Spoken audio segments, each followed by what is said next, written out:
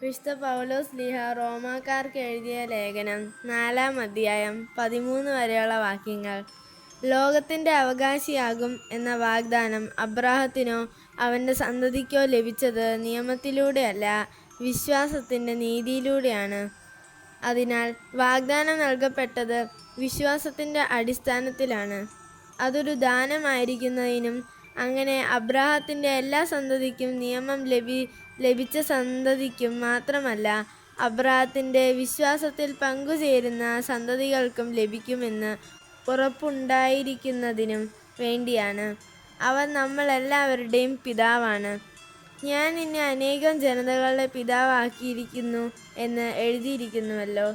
മരിച്ചവർക്ക് ജീവനും അസ്തിത്വമില്ലാത്തവയ്ക്ക് അസ്തിത്വവും നൽകുന്നവന്റെ മുമ്പിൽ അവൻ വിശ്വാസമർപ്പിച്ച ദൈവത്തിന്റെ സന്നിധിയിൽ ഉറപ്പുള്ളതായിരുന്നു ഈ വാഗ്ദാനം.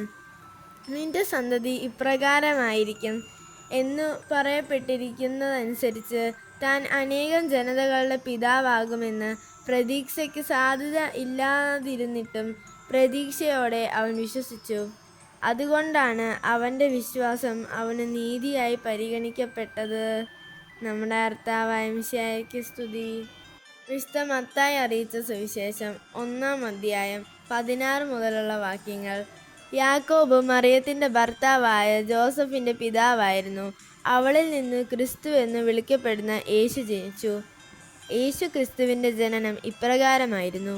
അവന്റെ മാതാവായ മറിയവും ജോസഫും തമ്മിലുള്ള വിവാഹ നിശ്ചയം കഴിഞ്ഞിരിക്കെ അവർ സഹവസിക്കുന്നതിനു മുമ്പ് അവൾ പരിശുദ്ധാത്മാവിനാൽ ഗർഭിണിയായി കാണപ്പെട്ടു.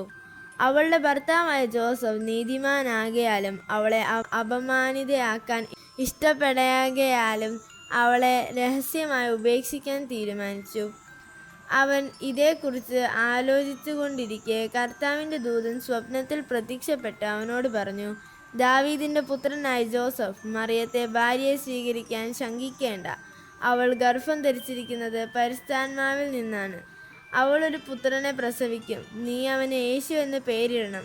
എന്തെന്നാൽ അവൻ തന്റെ ജനത്തെ അവരുടെ പാപങ്ങളിൽ നിന്ന് മോചിപ്പിക്കും. ജോസഫ് നിദ്രയിൽ നിന്ന് ഉണർന്ന് കർത്താവിന്റെ ദൂതൻ കൽപ്പിച്ചതുപോലെ പ്രവർത്തിച്ചു. അവൻ തന്റെ ഭാര്യയെ സ്വീകരിച്ചു.